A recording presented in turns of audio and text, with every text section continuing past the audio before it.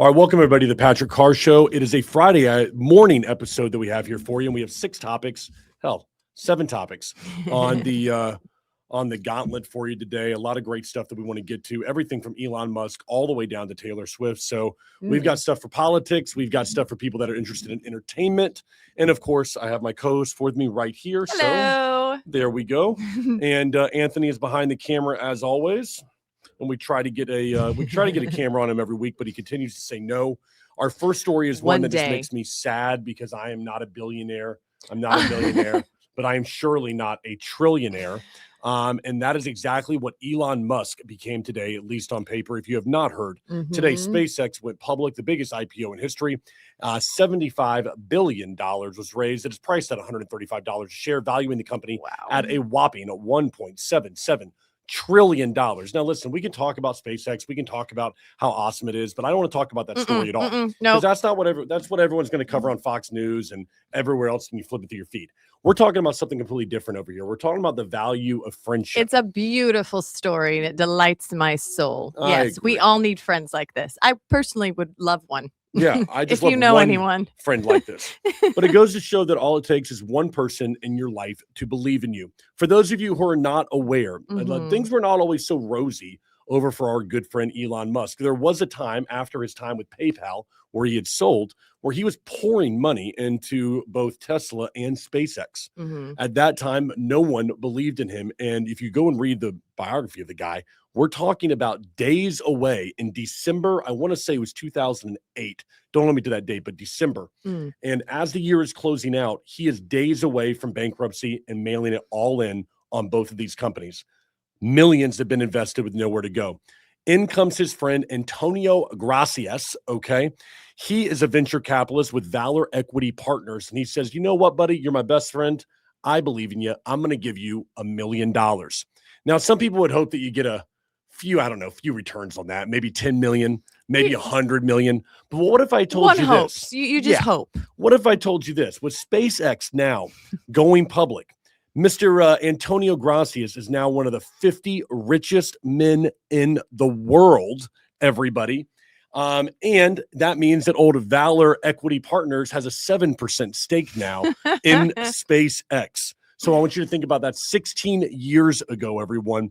This guy made a bet on his best friend, making him now one of the 50th richest men in the world. It goes to show you, you only need one person to believe in you, and you can really make a difference. It does help if they are millionaires, but I mean, but I'm sure you've read in many books, you know, your network is your net worth, and you know the 5 closest people to you can make or break you. And I find this is a beautiful take on that story, and that he was in it for the long game. He didn't really just invest in the business; he invested in the person that he knew.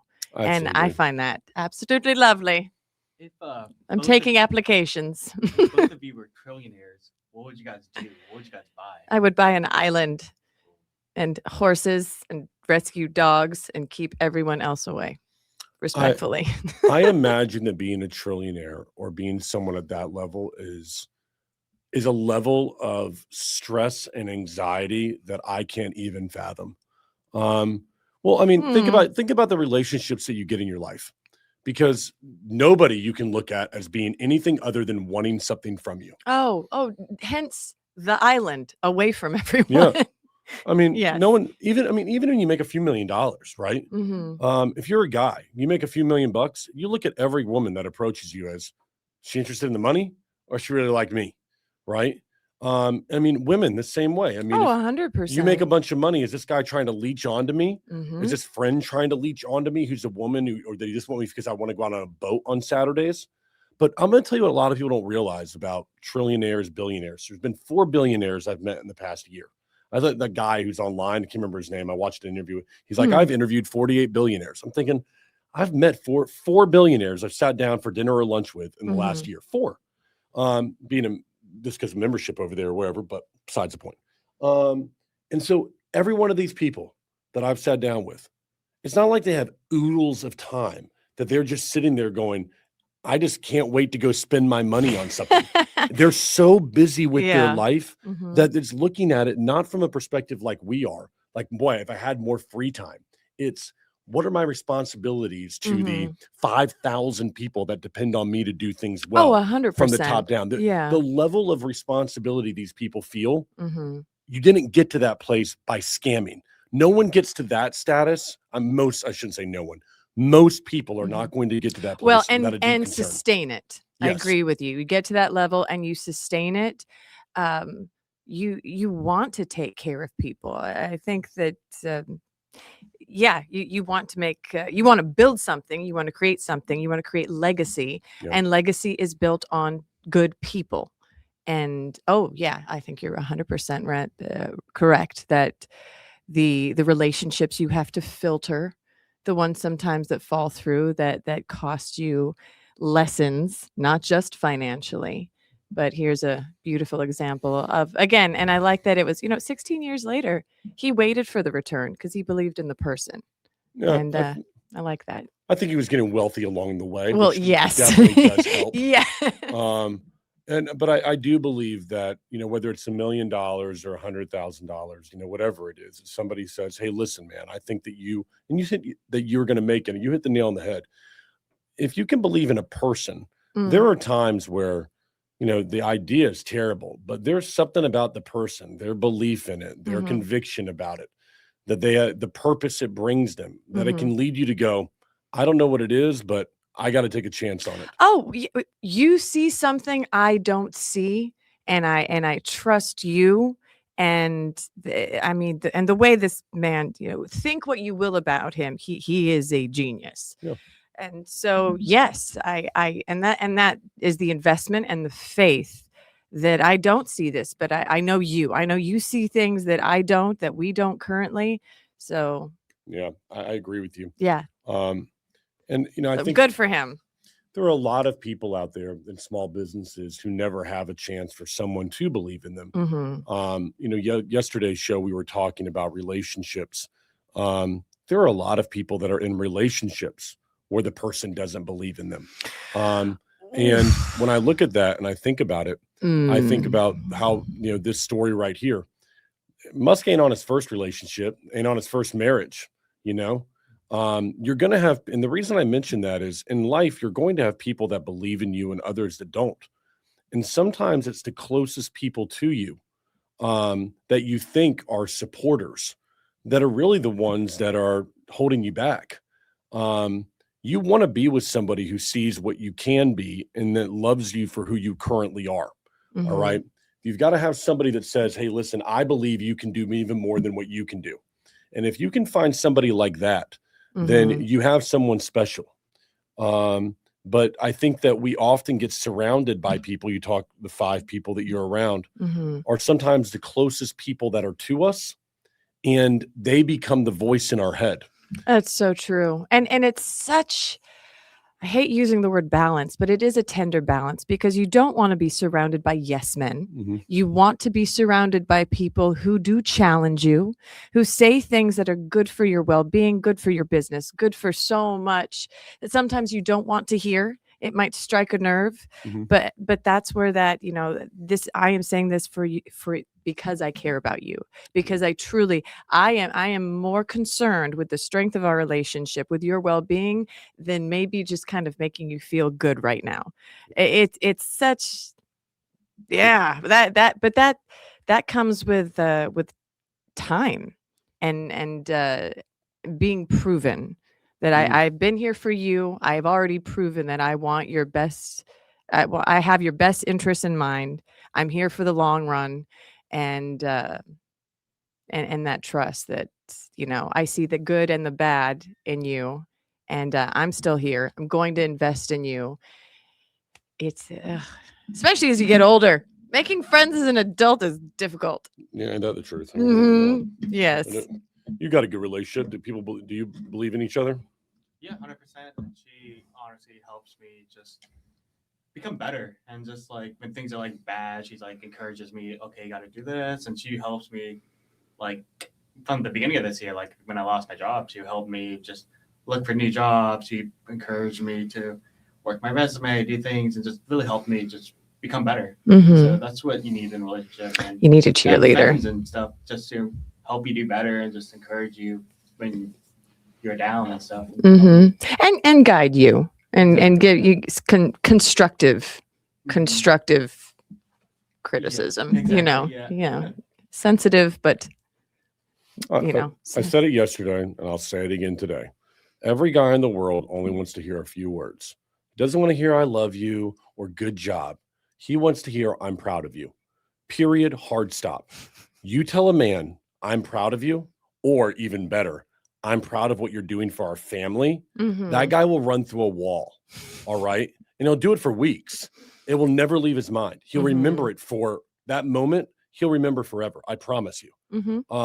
Because less people want to know, 70% of men who played a varsity sport and above, words of affirmation are their number one love language. It's because they grow up wanting to coach their father to say what? Good job, boy, way to go. All right. Not many women grow up that way. It's not the way that they're wired, the same way that a man is wired normally when you're playing high school sports. And so what we do is we look at good job in a completely different way. It might be acts of service over here, but for a lot of guys, it is, "I'm proud of you. You did good out there. Great job for what you accomplished." All right. And when you take that into a relationship, the words "I'm proud of you" carry such an immense amount of weight, because what it feels like for most men is it feels like a weight has been lifted off of them. And if you want your man to feel like, wow, I feel so appreciated, the words "I'm proud of you" or "I'm proud of what you do for this family," that guy, I'm telling you right now, ladies, do it. You'll thank me later. The guy will feel like $1 million. I would say the same thing for women. I would say the exact same thing is regardless if a woman is, if she is, raising kids, taking care of the house, that recognition is a lot of times with women, certain women, compliments are relegated to the way we look. And so to have a partner look at you and I agree, say the same thing. "I am so proud of that degree you earned. I am so," when it really transcends into our person and our abilities, that especially the older we get, we've been so conditioned to like, okay, how do I look? How am I dressing? How am I bringing peace to the situation? How am I handling this? Versus skill, ability, insight, wisdom. When that's addressed, we will do anything. We will let you rest and pick up the shield and sword for a while. We'll be like, we got this, because we all of a sudden are infused with this. I mean, we're women. I mean, mama bears. We are very strong. We're very territorial. We will protect our own, including our man, if we feel that, oh my gosh, you see me as an equal in this? Yes, I am, and I got you, babe. Interesting. Well, Anthony, you have a problem with people giving you all the compliments all the time about physically, the good looks and everything. So you must be so sick of it. Tell me, how does it feel to be relegated to being, just this piece of meat that you are? I love no. No, I love like. I know you love it. I know you do. Oh man. So all warm and fuzzy and blushing over there. Oh man, it's tough. It's tough.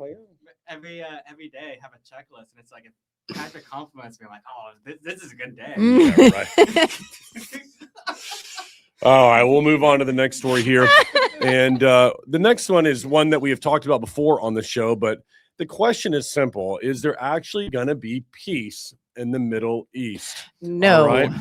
President Trump has come out and said that the United States and Iran are close to a peace deal, and he says that one can be signed this weekend. Now, for those of you who are living under a rock, this all started back in February. The U.S. joined Israel in major strikes against Iran. Trump called it, quote, major combat operations. Then came March, and then came April, then came May, and now we're in June. And basically every single month we are told this thing is just right around the corner and it is going to end. But it never does. No.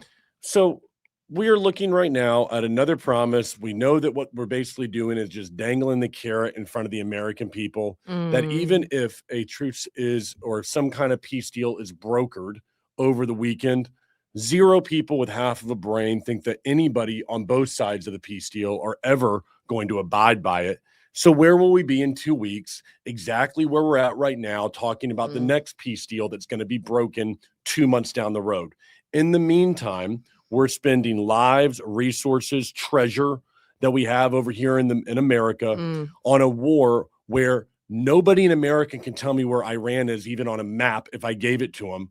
And so we sit here, and as Republicans like me, I'm a conservative right guy, okay? I got no problem with going ahead and showing somebody who America is, all right? No issue with that at all.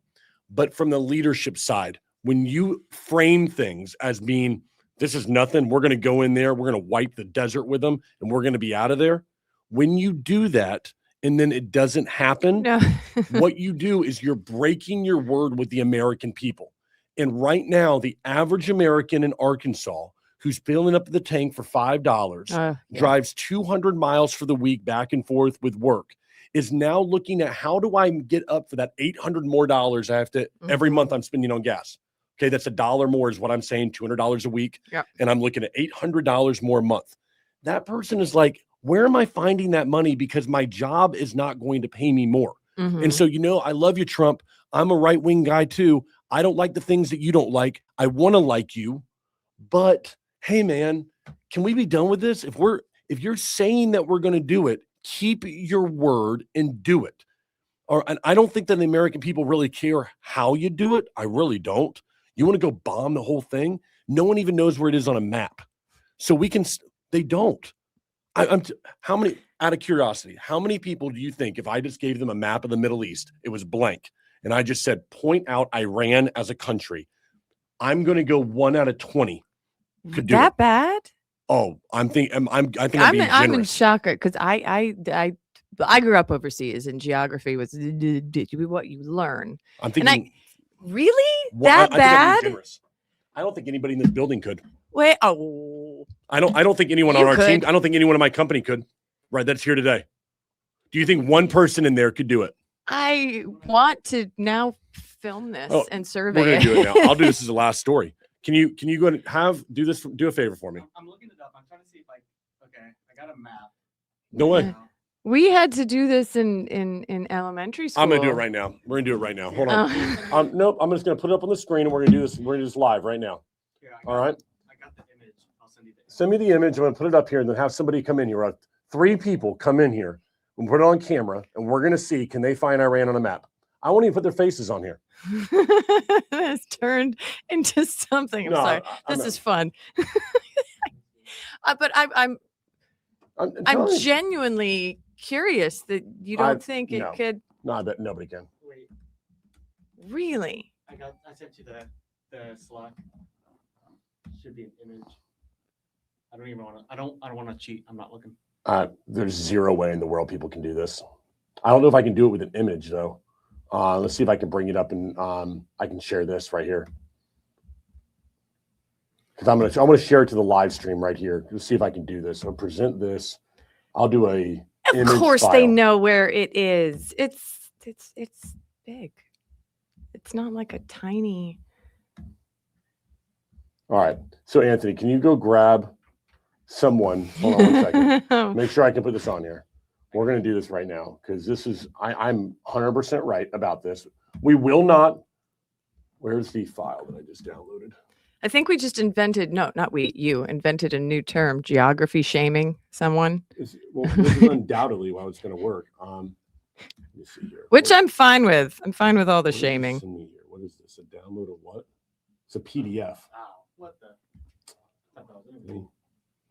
Well, there we go. Yeah, but I got to download it into I got you. I got it right here. I got it. See, this looks like a delightful elementary school project. Wait, do you know where it is right now? Yes. Oh, dang. I'm just kind of guessing, if I'm being honest with you. Hold on. We're going to do this right now. So then I can go down here. Let's go here. Let's go image file. I'll go pictures, screenshot. There and there. All right. So I know I've got this. Now let's bring somebody in while I go to the bathroom, and then we'll do this thing. Not lying. I was right. Yeah. You had me doubting myself. I was like, oh no. Use the restroom. Will you grab someone? I honestly have no idea. I'm gonna pick it up. Okay, stop proving him right. Oh my God. After we shame people, we should bring the dog on to calm the nerves. Right, puppy? Hi, puppy. Hi, sweet boy. You need to go potty? Should I not ask you? Oh.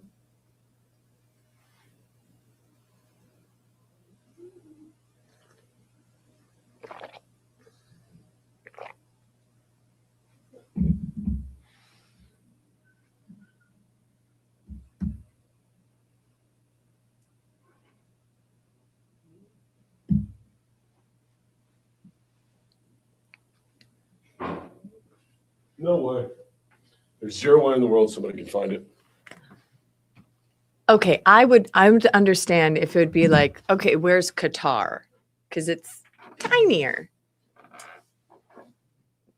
Yeah, honestly, Not I close. would be more. I would take your bet if it was like, hey, show me where Israel is, because everyone thinks. I think people would know that more than anything. Really? Yes. No. All right. Nope, I don't If think there's so. one person that I think could get this, Hey. it would probably be CJ. Okay. We're not putting CJ on the camera. We won't have to do it. Okay. The question is, CJ, on this map, my theory, I have faith in one you. out of 20 Americans can find Iran, who we're in a war with, on this map right now. Come on, CJ. I feel like it's right. It's within the message here. Yeah, same man. Oh, I don't know if you can see it. No, it's not. No? Okay. I think it's that small section right here, right? Where? At the top left. Top here-ish, Yeah, yeah. No. Right there. To the left. right here, No. there. Yeah. That, Okay. So close, okay. close, I'll take it. close. Okay, fair. All right. So CJ's one. Okay. So can you try send. Who else is in there? Is Russell in there? Yeah. See if Russell can get it. All right. Let's see if Russell can. I don't want anyone on camera. Yeah, I don't think many people can find it. Okay. I don't. Would you Wait, agree? Wait. Okay, so I'm wrong then. Yes. Wait, can I see where it is then? At least? Right here. It's the big one. Oh. Okay. So here's my thing, though. I don't think many people can. Mm. So my theory is this: like we're at war with this country, Mhm. and nobody even knows where it is. Like we all are Hold affected. on. by it. Hold What? on. Could you find Israel? He said people would more likely be able to find Israel. Isn't it part of that small section? You okay? Yeah. Because I Yes. do kind of remember it being See? pretty. Right, Yes. you were right. Yes. What? Like it's part of that small area there at the where I originally pointed. Yeah, Small. the left. smallest. Yeah. Small left. It's the smallest, tiniest yeah, right there. country that all the big giant ones want to take over. So I look at this and I think to myself, like, see, I was just thinking, like, we here we are at war with this big country, right? And nobody know. Like, I don't You think, can't find it I on a don't think map. most It's pretty people can. bad. That's pretty bad. but I don't think 95% of Americans can. I just don't believe that we can because we never there's so much. It just to us as Americans, to me, it just seems like a never-ending war with one country or the next, and they all blend together.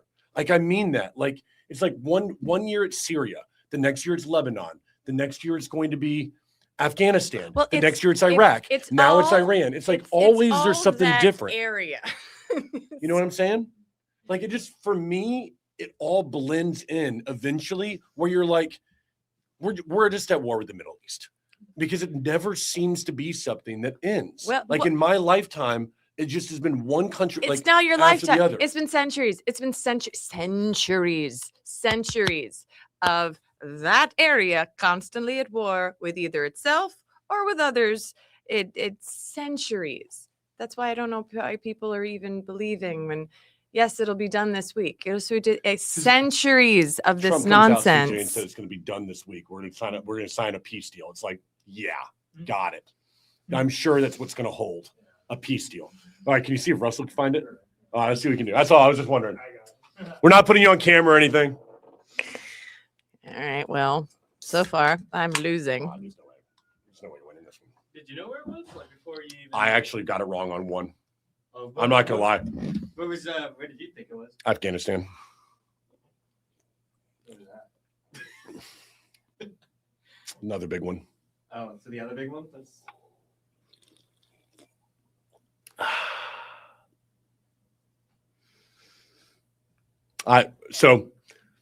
I probably would have gotten it wrong. I have to admit. All right, Russell, you are not on camera. Okay. You're not. Okay. So, but we have a theory. Yeah.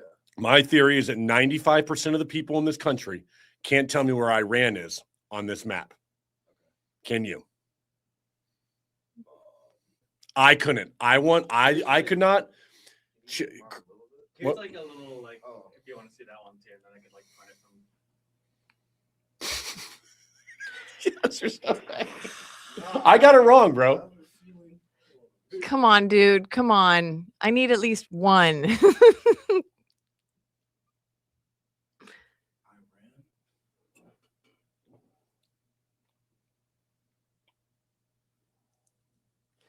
I'm gonna feed it to you. Come on. think it Come might- on. Come on.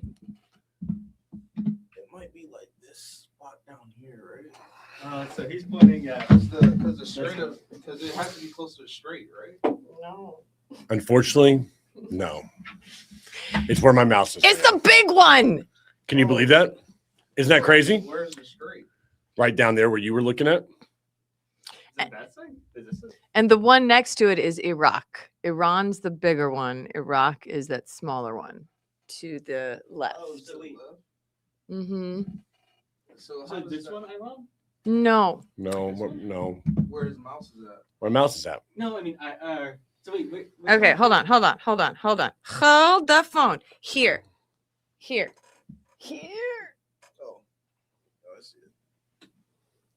And then the straight is right. No, you were right on that. The Strait of No, Hormuz. you were right about the straight. Mm-hmm. So And that So- tiny, so tiny you little. have Saudi Arabia, Yemen, and all these countries in between it, but Iran is the one with control of the strait. but don't worry, we're gonna have peace with them soon. I thought it would have been way much closer for how much control they have over it. No, this is the Red Sea. This is the strait. So Iran is right there. Oh, You see okay, that? okay. So Iran is right there. Okay. And then Kuwait is there blocking it. Iraq's here. So this is Iran. That's the Oh, you're strait. pointing to the Red That's Sea. it. Huh? See, yeah, I I would've got it you. Right. I would have got it right if I knew that's where the strait was. Oh, Because I was going. okay. I can see where his head was at on that one. Okay. You know what? That's Yay! fair. I'm taking it. Hold I'm on. taking it. That's I'm- fair, I'm bro. rooting for you. No, you know what? That's really fair. Yeah, if I knew where the strait was, I would have got And- it right. Okay, Yeah. that Okay. I get you on that because I get where you're going with I that. went based off of water. You went straight. I went based off of water. Yes. Okay, you know what? Like Russell, Yeah. I So bet. the UAE is right down there. All right, Qatar's that might have been a there. bad map. Yeah, Iraq. Oh, now it's a bad. Nah. Yeah, Russell. I got one. Yeah, I got okay. one. We got to move on, but Russell definitely probably would have gotten that. I think the map might be I the problem. believed in you. Yeah, honestly, man. yeah. Very good point. You're welcome. Nice I like job. clarity. Yeah. All see? right, Russell got it. That's fair. That's actually a good point on the water. All right. Okay. Mm. So we're moving on to our next story here, everybody. And thank God we're not live today.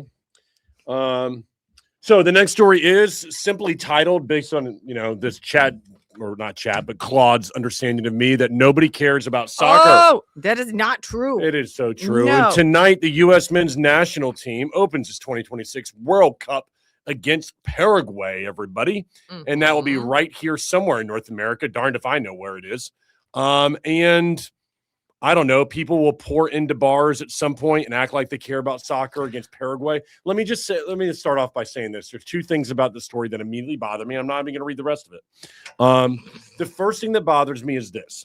Number one, no one cares about soccer It's in the the world United sport. States It's a because we world live in sport. the United States where we play football, all right, which is played with our hands. It makes a lot of sense, everybody.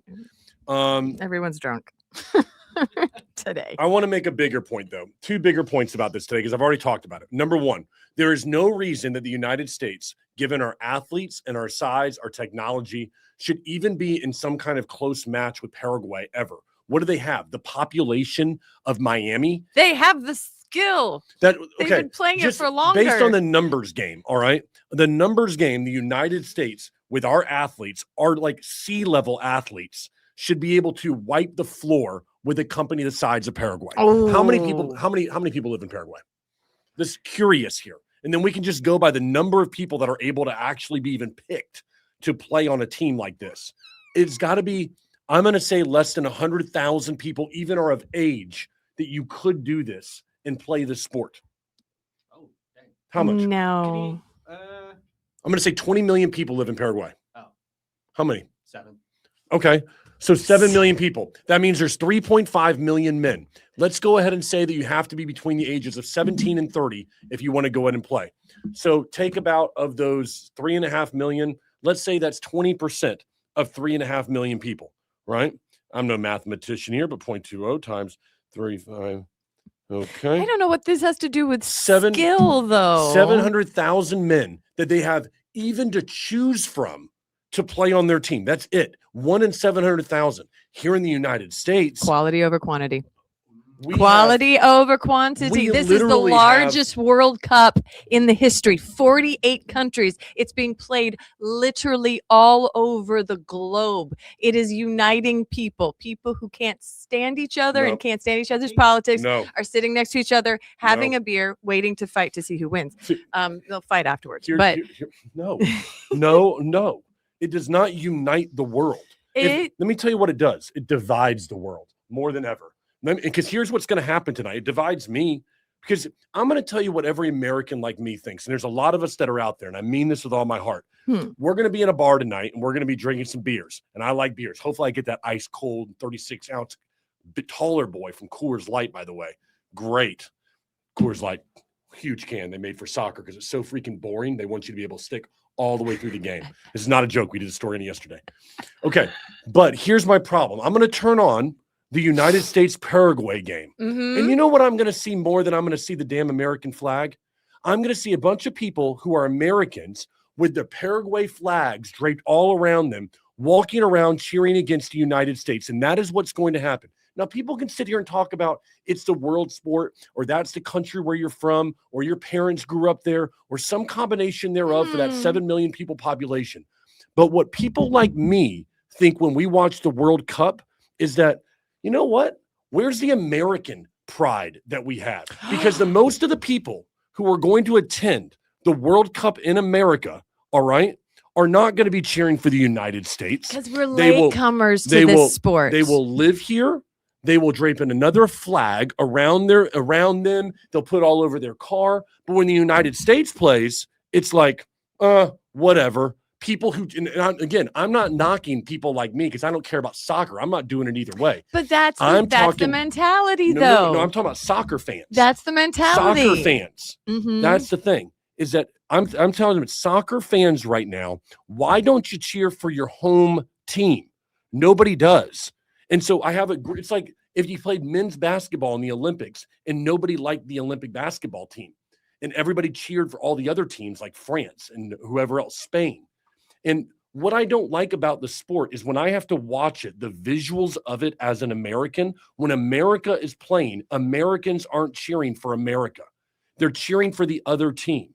And so don't expect me to get behind a sport where I look at Americans draped in other flags cheering against the team that they're allowed to have the free speech to do that for. And it's just like, oh, screw America. I don't like it at all. No, I do understand that, but that's where we have to take that mental shift, and you can't have it both ways. You can't say it's not a sport, we don't like it, we're not passionate about it, at the same time go America. You have to commit. It is a sport played the world over, and we need, yes, American football is very, very, very connected.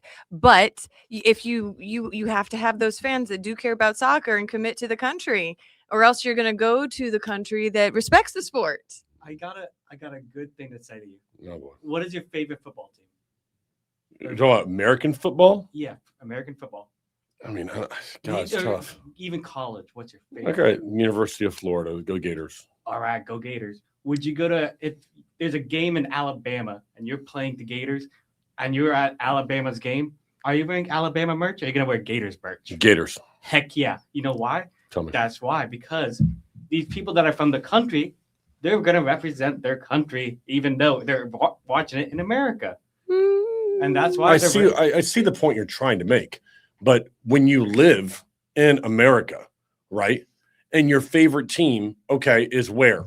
It's in Spain. But are they born in America or are they born in Spain? Okay, so let's make the distinction on this one. So the distinction would be this for me, okay? All the people who live in, I don't know, Tampa, Florida, Orlando, Florida. You're born in Orlando. Your family came here 2 generations ago from Spain. And yet when Spain plays, you act like it's your home country draped in a Spanish flag, and you walk around and you will cheer against the United States. People like me don't like that. And that's what I don't like about soccer, is because there will be people there tonight that I can turn on this game at whatever time it is. I don't even know what time. It doesn't even list the time because it doesn't even care that much. All right. But what will happen is that I will watch that game. And most of the people that will be there draped in their Paraguay flag are not from Paraguay. How do I know that? Because Paraguay ain't a rich country. And I know how much it costs to go to these games and to fly to where they had to fly to, wherever it is. Who knows where the game is? But what I'm saying is that those are American Miami, citizens cheering Atlanta. against the U.S. But I don't like that. But imagine this. So imagine let's go back to that college thing. Imagine your family went to this college, University of Florida. Yeah, for college generations. teams are intense, man. Maybe you didn't go to that college game, but you know what? You grew up with that generation. Your dad did. Yeah, that game. Your grandpa that did. mentality. It's the same thing. No, Instead of college, it's just country. It's even bigger. No. I mean, honestly, wherever when Manny Pacquiao was doing his thing, anytime he was boxing, I didn't care what country he was against. I didn't care who. I'm a Manny Pacquiao fan, so I would root for him. I wouldn't drape any flags because they don't really do that with boxing. But If I was to use your example, your parents all went to University of Florida. Then you went to Alabama. And then you show up and you're cheering for the University of Florida. That'd be the better example, because you literally are going to the University of Alabama. But then when you go to the game, your friends all look at you and they're like, why are you dressed in a Florida Gator? Well, my family's all went to the University of Florida. Yeah, but you go to Alabama. And then they go, okay. And that's what I think when I watch these games.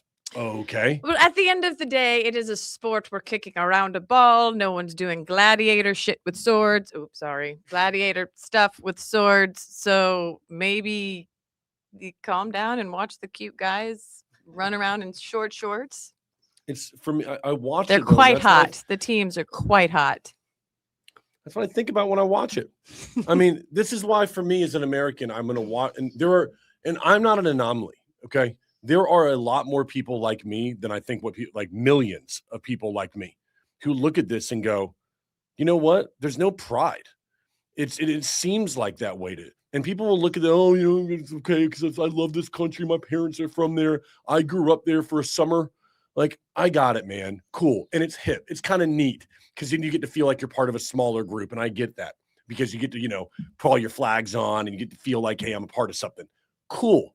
And what I love to see is the guys wearing the red, white, and blue. And you're not going to see that enough tonight. I can already promise you it'll be more focused on the pride of a country like Paraguay than one of the United States. And that bothers me. They've been playing it for longer, and they don't have a lot of the same sports that we do. So that is like really their sport. So That's true. It's like other countries, they don't really have that many sports. they really don't. Like here we have football, we have basketball, we have hockey, we have all this other sports that not really other countries have. They just have that soccer. A lot of other countries don't even have college teams. Like, I didn't know college teams were such a big deal until I moved here. Yeah. So All right. Well, I'll give up on soccer for right now. I'm sure we have to the talk. comment section is going to be lovely, It'll full be of gentle people, I'm sure. It'll be a trending topic for 2 weeks here as we talk about things for 2 weeks that Americans won't care about for another 3 years and 50 weeks. So we'll be okay.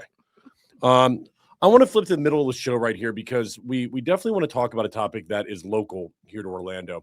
For those of you who don't live in Orlando, you may not be something you think about, but for Orlando residents, you may drive past this memorial every day.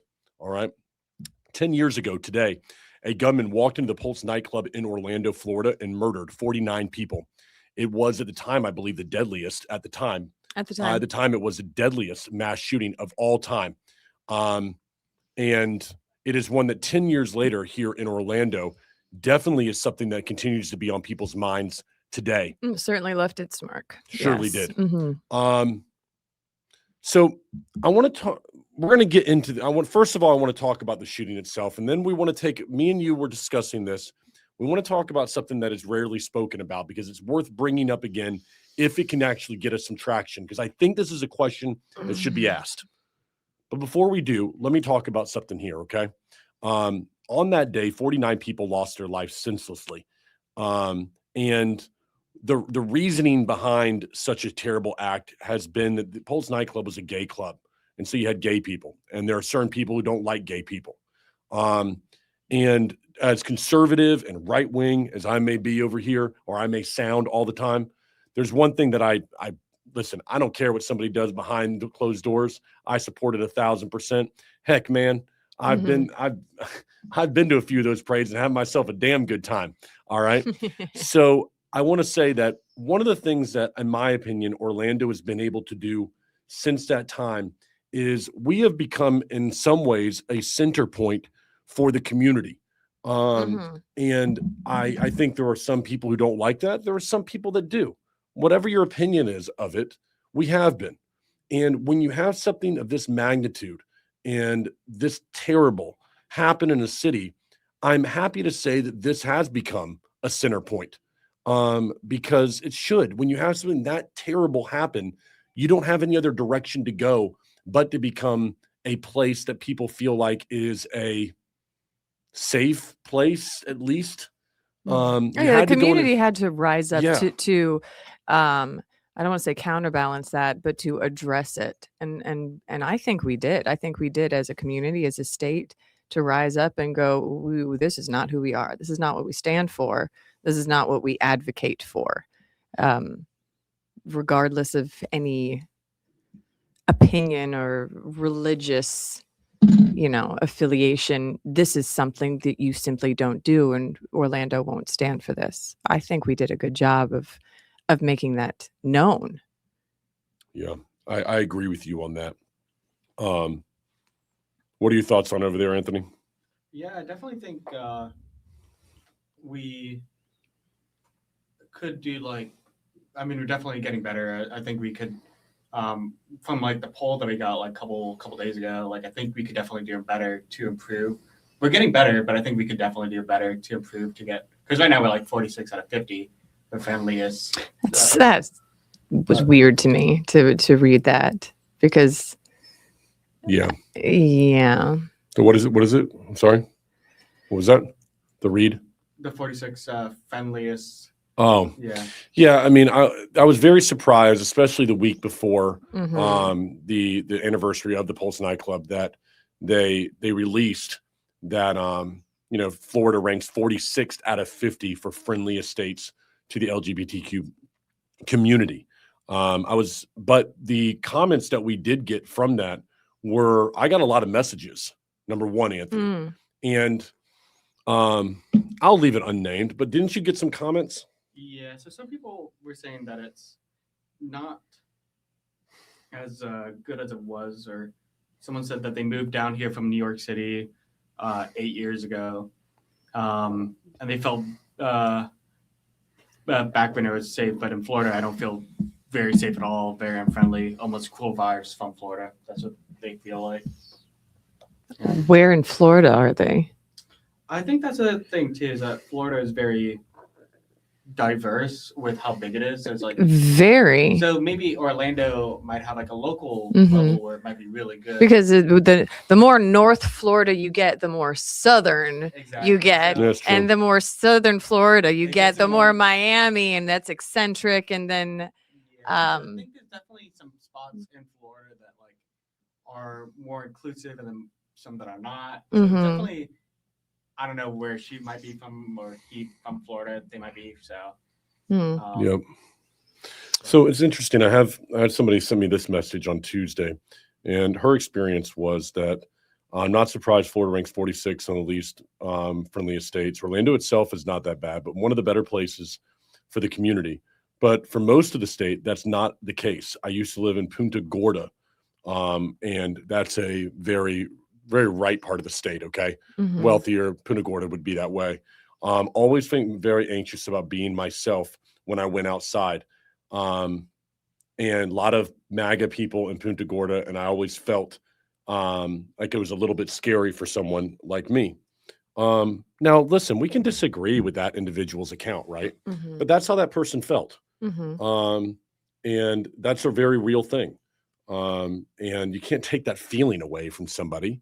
Um, and I hope that as a country, just as people, um, that we can be accepting of one another's choices in life. Now, I'll caveat that by saying that there are certain things I don't agree with. Okay. Mm. And I think that should be understood. I'm going to give you a great example of this. All right. If I went to the store and I don't know, if I had a son, 6-year-old, and he said, "Hey, listen, Dad, I don't want to eat dinner tonight. I just want to have chocolate candy bars all day long." And I was like, chocolate candy bars is perfect. I would not be being a responsible parent.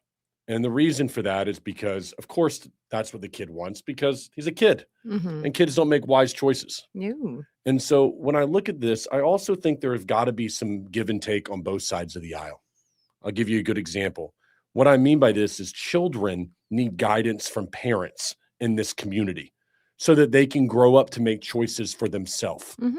And I have no problem with an adult doing anything that they want to do that doesn't physically harm another person.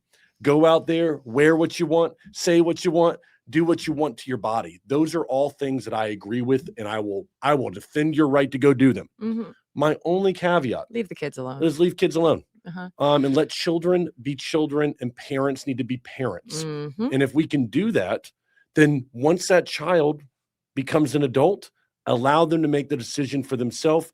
And then I support it 1,000%. I also believe that if you go out constantly looking for something, you will always find it.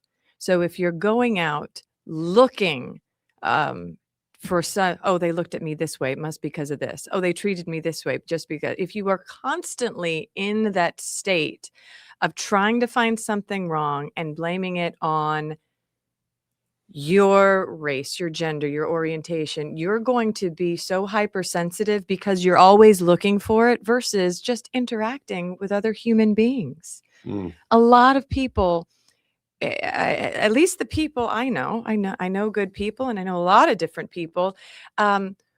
Everyone really is focused on just making it through the day and loving the people around them, doing a good job, paying their bills, finding a creative outlet, trying to take care of their body. Like people are focused a lot on just kind of maintaining their life. Um, and if you had a bad interaction with somebody, it really might not be because of what you think it is. And so to always hyperfixate on, well, it's because of what I am, of who I am, of it, that means your world is very small, and maybe it's healthy to get out of that victim headspace. Yeah. Just as an option to make your life better, and I really truly believe that everybody is doing the best they can, and it is a small, unfortunately loud percentage of people who just want to hurt others and who have an issue with who you are and who you love. I don't get that, but Yeah. but I know regarding that pulse, the angle that we talked about is what Well, happened to the wife. Yeah. So I want to get to the wife in a second, but I would be Okay. remiss if I didn't say this. All right. Sure. So I used to have a very strong opinion on people that were trans in the community. I had a trans friend of mine. I asked her one time, I said, please explain to me what it's like to be trans. And I'll be honest, I said it in a way that I felt sarcastic about the way that I was saying it. And her response to me changed how I looked at it forever. And she said, Patrick, I want you to imagine you get up in the morning and you go and you look at yourself in the mirror and you want to tear your skin off when you look at yourself in the mirror. because you hate what you see and you know it's not supposed to be you. You feel it. You just want to rip that off. And that was her experience.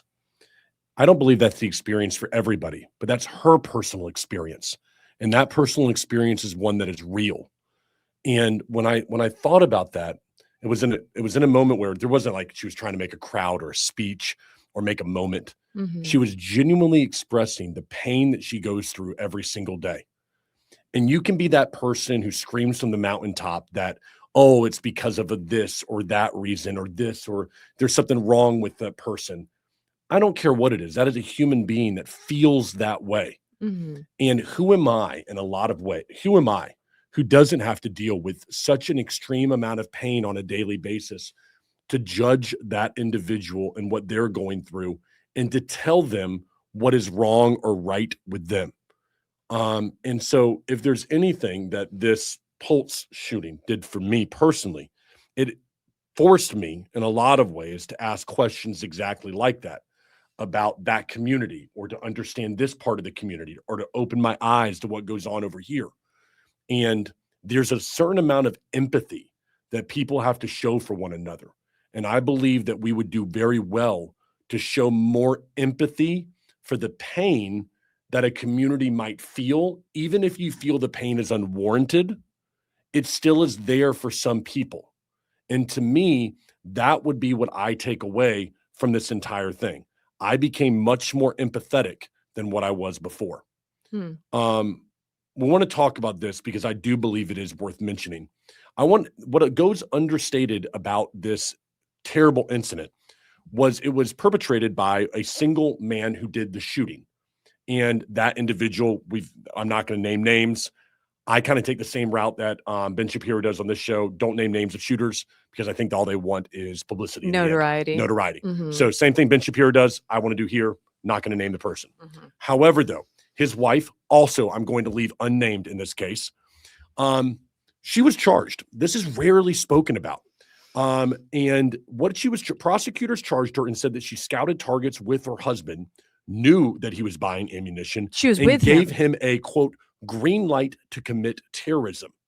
She faced life in prison following this terrible event. But in 2018, a jury acquitted her on all counts. Her defense argued that she had a quote low IQ, was physically abused by her husband, and had no foreknowledge of the attack, manipulated by him and pressured during the 11-hour FBI interrogation. So the question is, where is she now? Here's what we know. After the verdict, she went silent for a while, leaving Orlando and going to California. Supposedly, she still receives, get this, a Social Security survivor benefits from her husband's death. What? Or, I mean, that's mind-numbing enough for me that we have the United States signing a check for Social Security over to a widow of a guy. Okay, someone needs to look at that right now. That's first of all. But back in 2020, very little is talked about the fact that she did come out of hiding and gave a speech at a gala fundraiser for the Muslim Legal Fund of America, the group that had paid for her defense. So I want everybody to picture this as we enter this 10-year anniversary. And I'm not taking away from the victims. I am right now saying that one of these victims deserve a full amount of justice. And when I see this, and you brought this story to me, a woman who has enough wherewithal to stand in front of a group and say thank you and to give a speech at a gala and to raise money for a cause. And we're saying that this person was not competent enough to understand what she was doing due to a low IQ. You can't have both. No, you cannot have both. And so when I see this right now, I look at this. I would want to know this from friends out there. What is the statute of limitations on this? Okay, if she is charged at the time, what are the statute of limitations on these charges? Because isn't it time that we look back at this and go, you know what? Maybe there was some extenuating circumstance at the time. Maybe there was some reason that prosecutors thought that she had been manipulated. But I think that enough has come to light now to where if we have a statute of limitations that allows this, they need to refile charges. And not because we need to do this because we're attacking a woman, but because when I think about this, Justice for a system that is Yes. protecting her. yes, For the sake of these victims, he spent 3 hours negotiating with police while he was pledging allegiance to ISIS. These are details that nobody wants to talk about because they're massively uncomfortable, but it's the truth. And I want to say, if it was any other group, if it was that Westboro Baptist Church, if it was any other group, any other couple, this would never have fizzled away the way it did. Ever. yeah. Ever. I when I look at this and I think, oh, this is a person that had a low IQ, is what they said, and was manipulated, and therefore charges did not go through.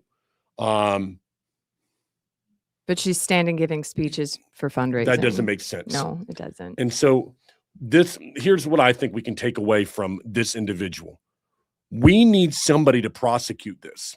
Is it possible to prosecute it and prosecute her? If you really want to remember these people the right way, what you do is you go, I want justice for these people in every single way possible that we can. You can't bring their life back. You can't make them walk in the door for their family again. You're never going to bring them back. But what you can do is say, you deserve the most amount of justice that this legal system can give for the heinous acts that were done against you. And if we have somebody that's sitting out there that is making speeches to the defense fund that allowed her to get off on these charges, then what we need to do is hold that person accountable if it is possible to hold them accountable. That is worth remembering today. And I hope that people will catch on to this and they will go, shoot, I didn't know that. A lot of people don't know that. And they don't. They don't. So They really don't. That's worth remembering, because here's what we tend to do, right? We get to one of these things like 9/11 or this terrible situation. We always want to look back and go, gosh, it's terrible. And it is. But also you need to look at what can be done in the future. Exactly. And I look at this and I go, we had a woman that was acquitted on all accounts. No, the jury acquitted her on all accounts. I don't know what that means. I'll be honest. I'm not a jury guy. I don't know if that means she cannot be recharged. Maybe Anthony, can she be recharged? Like if you're acquitted by a jury, can you be recharged at this? Or does it matter how the acquittal goes down? Like you said earlier, what is the statute of limitations on that? Like, I think there might be something where you're acquitted on, like, is it with like there's like, can somebody be recharged? But I had instead of no acquitted? idea we were still supporting. I had no idea that we as a country were still paying her bills. I mean, I think you could probably charge for like a civil, but not a criminal, like for that. But I don't think she can get charged again. Huh.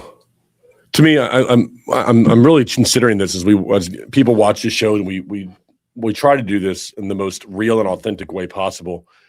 I have to admit, if I'm sitting there and I'm mayor of Orlando today, all right, and I'm sitting there with the DA, and I'm thinking about how do I remember these people? Now, I wouldn't do it on the day of the anniversary, but this would cause me to look at this and go, 10 years ago, was this woman right for what she did? Did we get this one wrong?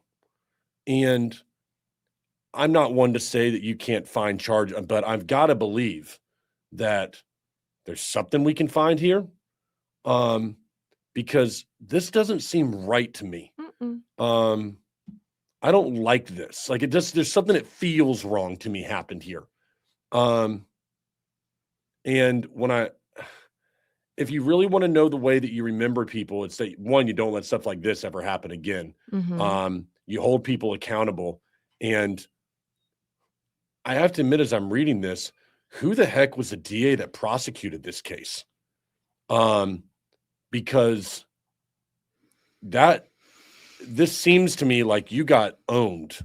And that is not something that I like very much. I mean, well, the hard part is that, at least for like a defense, is that, or for a prosecution, is that you have to you don't have to not everyone has to be on that person's side. You have to have one person that's in doubt, and then it's the whole thing. Yeah, I get it. It's one of those where it's like, if you can't get so if 11 out of the one think that you're guilty, but then that one person doesn't, then yeah. This one right here, I think there's such a better way, in my opinion, that we can remember I shouldn't say there's such a better way. There are different ways that we can remember those who lost their life. And I think it would be a disservice to them if we do not think about everybody that was involved in the fatal shooting, not just the person who pulled the trigger right there. These are things that we should consider, at least in a day like today, where you are supposed to remember those who lost their life. This is something worth thinking about, in my opinion. Agreed. All right. We've got another topic we're going to get to today, and this one's a little bit lighter. All right. So I'm going to switch notes here. We got this scene, everybody, and then we got to move to we got to move on because unfortunately, I know I don't want that to be the only story that we cover, and it's a tough one to bounce back from. But we're going to maybe the order of this show probably should have gone a little different. I'm sorry, everybody. We got to jump to story number 6. What is Taylor Swift. All right. I'm trying to make the transition here, and this is not an easy one to do. So forgive me, everyone. We're going to need like a music break. Yeah, and come back. Yeah. But last night in New York, Taylor Swift made history at 36 years old as she became the youngest woman ever inducted into the Songwriters Hall of Fame. And so let's be precise about this. Because the internet's already getting it wrong. She is the youngest woman ever and the second youngest person ever. The only person indicted younger was Stevie Wonder, everybody, at 32 years old in 1983. Wow. And so she is in a very rare company right now. I have to admit the timing is a little bit poetic. Her introduction came 20 years after her debut single, Tim McGraw, dropped in June 2006. 20 years later, the exact waiting period to even qualify. She admitted 5 songs: Love Story, Blank Space, Anti-Hero, All Too Well 10-minute version, and The Last Great American Dynasty. She submitted 5 songs. Okay. Steven Spielberg inducted her. Okay. She teared up thanking her parents for uprooting the family from Pennsylvania to Nashville when she was just a kid. Her fiance, Travis Kelce, sat at the table. They are getting married next month. So, listen, say what you want about Taylor Swift. I mean, listen, I've listened to her songs. They're catchy. They're fun. And the woman doesn't stop. She's prolific. She does not stop. And she is taken on the challenge of going cross genre, which not everyone can do and not everyone can do successfully. She is a brilliant businesswoman. And she's taken her craft seriously. She's had fun with it, and she's become a cultural phenomenon. So whether you like her, it is something to respect, and I think it's pretty cool. I agree. I'm a fan. So, if I'm gonna take my stance on it, come on, are you a Swiftie, Patrick? Tell me you're a closet Swiftie. I'm a believer. I'm not a Swiftie. Oh, okay. Well, that still just delighted me. That made my day. Believe it or not. Justin Bieber, great. Just a real Bob Dylan of our generation. Oh my God. God. But my problem with Taylor Swift is what I talked about with country music. I know that there is no problem. That's my problem with her, is that she's got no depth to me. Edge. She's no edge. Oh, no. So there's depth. If you really get into her lyrics, she does some very, very clever things. Just from a literature, from a writer's standpoint, there's some clever things there that unless you know that book, that reference, that movie, that play, you won't get it, and that's okay. She's writing it for a catchy tune, but if you get it, it's almost like she's looking at you going, yeah, I know that was for you. And as someone who's a reader and who appreciates that, it's like, thank you. I feel bad for her in the sense that, like, kind of like how you were saying, she's like vanilla, there's not really any stakes. So with her not really having too much of that, the media or anything, like the tabloids, they pick on like the tiniest thing, the tiniest little things, where it's like you have some guy who was just a tirade doing all this stuff, and he'll do the exact same thing as oh no, she doesn't have a drug problem. Whatever will we talk about? That's she true. dated people and wrote about it. That is true. Yeah. But I do believe this. I said the same thing, like let's see here, with Morgan Wallen, right? I'm kind of hoping Morgan Wallen has a little bit of a problem somewhere Oh, backstage. He does. Okay, and I'm kind of liking it lately. He throws a chair. Yeah, like okay, so no. when I think about- It's people like you who kept reality television alive.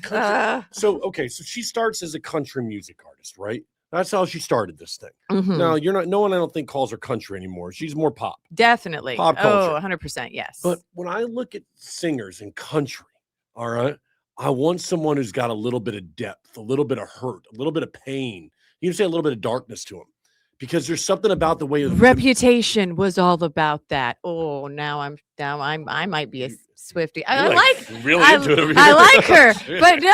Oh no, when Reputation came out, Oh my god. it showed me a whole different side. Like this woman got crushed. She got lied about. She got dragged through so much. Yuck. And she came out with both middle fingers covered in diamonds. And I thought it was lovely what she did. She did it with class. Like she kicked somebody's butt with class. And I found that to be, but again, I mean, yes. Do we want all our people? I mean, come on. There's already a 27 club. Let her have this. I like everything about what she's doing right now. I think she's a good songwriter. I mean, her songs are well written. I think she's I've seen the maturity in her music because she writes for a different age bracket than she did 20 years ago. Hallelujah. Right? But it's very. I don't want any more love songs from 22-year-olds. I don't. You don't know anything. But what she's been able to do is bridge the gap, which not a lot of people do. Most artists, as they age, they're not able to pick up a younger demographic, and so they pick up the same 10 years that they have. That same group will always like them, And they right? carry them. And they carry that yep, forward. you're correct. What Taylor Swift has been able to do is bridge generations. Mhm. You'll see like pictures of grandma, mom, Mhm. daughter, you'll see generations of kids going to a Taylor Swift show because her music speaks to people at different points in their life. Mhm. And she's been able Different to do eras. that. Yeah, and I think that's a beautiful thing. See what I That's did what a there? songwriter should be able to do. Mhm. And listen, if she's got a little bit of Tiltons in the closet that come out, I'm going to be like, okay, now we got some depth to this woman a little bit. We already have Demi Lovato doing that. We I don't mean, need Taylor Swift doing that. I'm fine with it either way. I mean, but by the way, I'm going to tell you the couple. What is it? Morgan Wallen, and can you look it up? The woman, the big country music singer right now. Dude, I saw them. Why are they not getting to? That's a couple that needs to happen. What is happening? What are you talking? Okay, no, I don't know what we're talking about now. Okay, I'm going to put it up here. Okay. I saw them in Gainesville. They were awesome. They were together. They were. Yeah, she opened up for him, and it was like, Come crazy. on, Yeah, it was you know you want to see that. Who are we talking about? Okay, since we're not live, we can do it. But no, this I'm gonna look. Morgan first Wallen thing that who? pops up for me because I look at her all Ella the time. Langley. We have to be careful if we play this.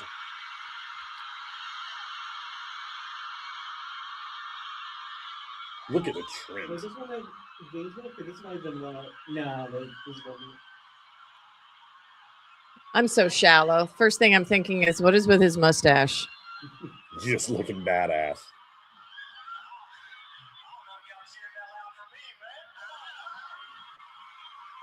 I feel so out of it. Who is she? So she's like pretty new, She's in- but she's really good.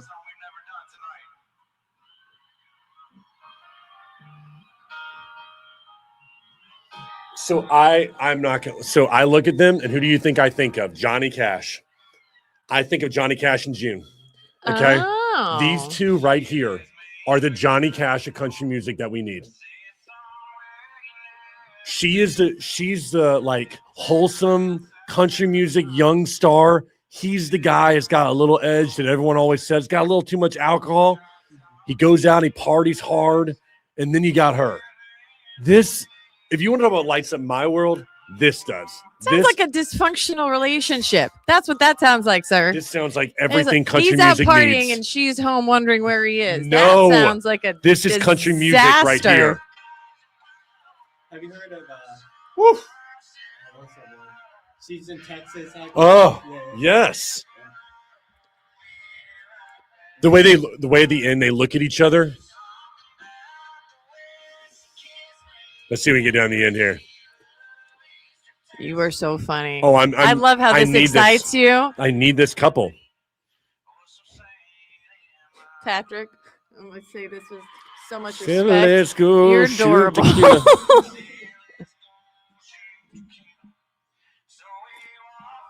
Oh, come on, man. This is Johnny Cash. I can't understand what they're saying. I can sing it to you. He's talking about he goes on this trip. I heard about whiskey. All right. He's on this trip to an island and he meets this girl and he's like thinking she's gonna be coming back home and they can have a relationship. Have you,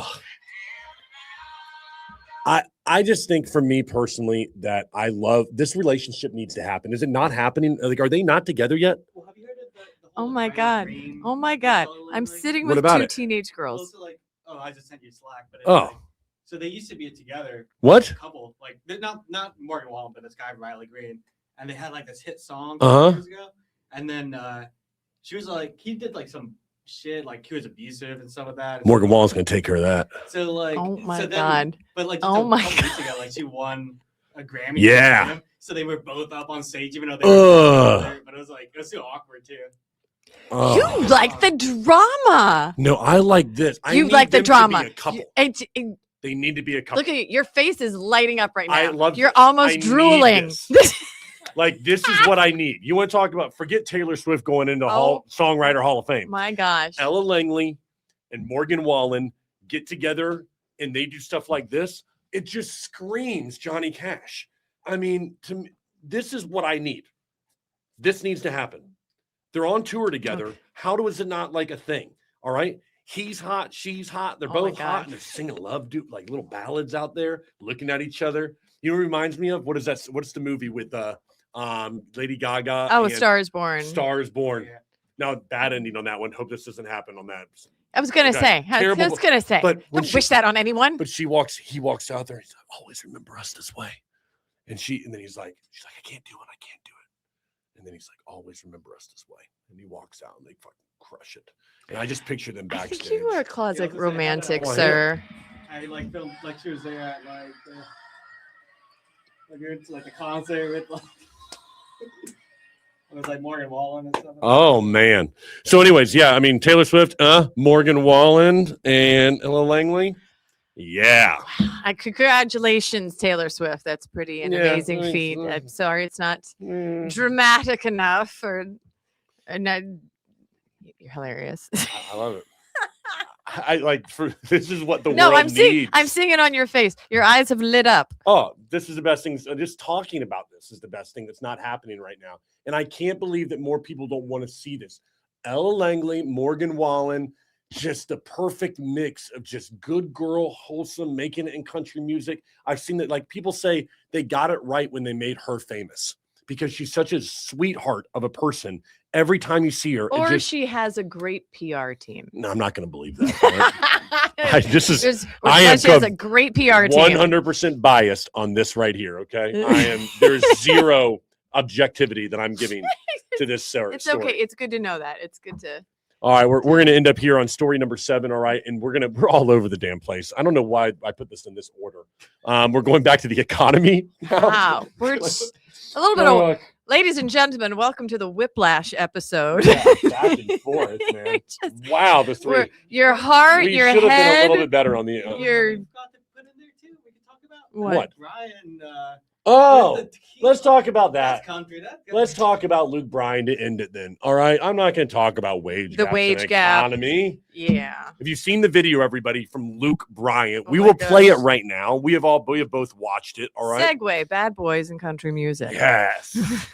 There's a lot of great things happening in country music right now. And Luke Bryan decides he's going to hand a little tequila over to a fan. And this is exactly what happens. And if you're watching this video, it's a lot of fun. We'll put it into the show. Luckily, we're not going live right now, so we can go in and do that afterwards. Disclaimer: we do not encourage one does Yes, this. do not do that. Yes, disclaimer: don't drink alcohol in excess. It's not good for you, and it'll make you a bad human. It's All right, just, got you. no, it's delightful, but all that much at once, like pace it out. Put some lemon in it. And I loved watching every minute of this one. I mean, I just got to say, It is Friday. It is Friday. I'm just such a sucker for somebody, drinking a little, because maybe I see a little of myself in the guy. Okay. I could see myself right there. I could see my girl next to me. I don't have a girl, but I could, and she's kind of like, oh no, he's making a fool of himself again. And then Luke Bryan hands you a handle and tells you some tequila. And you got one option. You can do like what normal people would do. And you can go, oh yeah, you hand it back to him. No. You seize the opportunity, everybody. Mhm. And that is what this man did. This is a man. All right. He's sitting there in the front row. All right. Took his girl to this show. I bet he makes a ton of money too. This is the man All who's right. going to have some liver issues. I'm going to tell you, because this guy's sitting in front row. I mean, this guy's got something going for him in life. Okay. He's got a great girl. And then he just says, and he just downs the entire thing. Okay. All right. And even Luke Bryan's looking at him like, damn. All right. I didn't know I was messing with men amongst boys. It turned into a minute. Didn't he take it and sign the bottle? Yeah. And they wouldn't stop talking about it. But here's the best part. Here's my favorite part. Okay. My favorite part of the whole thing. The guy's name is Randy. Yeah. And he looks like a Randy. Just such a, he's in Luke Bryan's like, Your name's that's a Randy? South Carolina name. That fits. Yeah. The man's a legend. Oh, That guy's awesome. I mean, that's the kind of guy One thing, he could have split it. He could have given his lady some. I'm just saying. He could have, honey, would you like some? You look thirsty. Not just a a little Randy. bit. Randy's don't do that. Randy's That is a fair Randy's point. take it to That is a fair point. Yes. Yeah. Randy's not Agreed. off, friend. And he made no facial expression. He's just like, all right. It's like water to him. Oh. He was just like, all right. He got a little pink there towards Little the bit, end. but- But I mean, that's one thing you do. You keep your mouth shut. You don't throw that up. Nope. No, You he keep had one. smiling tightly Yep. He's gonna remember that concert. That or not. Yeah. Or not. I don't think he's going to remember it. Later on, people are going to show him videos and he's going to be like, yeah, what? That's what his lady's going to do. He's going to like, honey, I need you to take a look at this. And he's going to be like, yep, sounds about right. Do you remember that? Nope. Here's the bottle. It's signed. I proof it happened. Wow. You're absolutely, she may not remember. There were a couple times they cut away to the girl right there. And she's kind of like looking like, this is what he does. I knew what I was getting signed in, or knew what I was signing up for right here. Mhm. Randy's being Randy again. Yes. I bet his boys were like, oh my God, Yeah. you did it. I am with a Randy. So, yeah. All that time, his boys were, he's been telling his friends for years, like, listen, chugging tequila will get me somewhere in life. They're like, Randy, you've got to stop. You're an alcoholic. And then all of a sudden, he gets this one moment, and now all his boys are like, we're never going to hear the end of this. Oh, now. never. No, never. Now he was Mm-mm. actually right. He actually got national. Yeah. I mean, he was actually on the national news. This is what he was training for. Gosh, God bless him. Lord willing, we'll get to see another one of those. Lord willing. He used to take Randy on tour with him. Yeah. we need to see Randy at Morgan Wallen and Ella Langley concerts. Oh. I think that would be like your Christmas present. Oh. If Morgan Wallen and Ella Langley, I'm trying to think what I would do if those two get together. I mean, first of all, the music. Do you know them personally? No, I've never met him before. in my This life. is just adorable. This is like brilliant. This is like a man crush for a relationship, right? I mean, for me, like, there hasn't been a good country music couple in a very, very long time. Okay, like I'm gonna go back. The last one I remember that comes to my mind: Tim McGraw and Faith Hill. Like they were the quintessential country music couple. Are they still right? together? Then you had Garth Brooks and was it Garth Brooks and what is it called? I don't know. Trisha Yearwood was one in the 90s as well. I believe they might still be together too. Okay. I'm trying to think of other quintessential country music couples. Miranda Lambert and the tall guy, Blake Sheldon. Oh no, that was Yeah. bad. That was bad. I shouldn't talk about country or any of their people. I don't know enough. It's okay.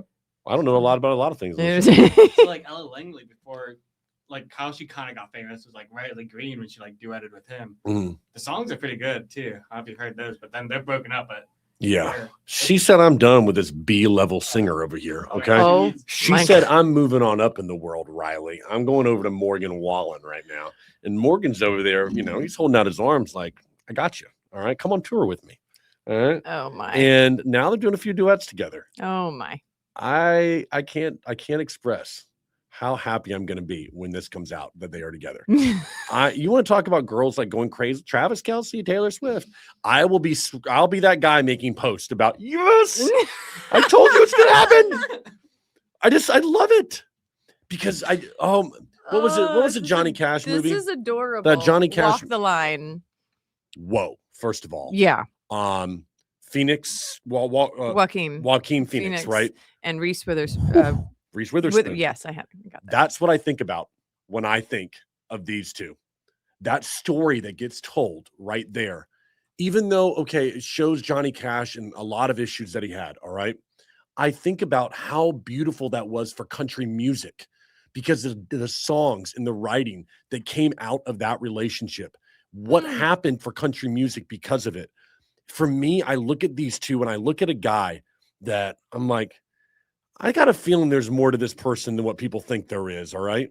And I look at her and I think innocent kind of June. What was her name? June Carter. June Carter, I want to say, right? I believe so. June Who was the woman there? But I want to say it was June Carter.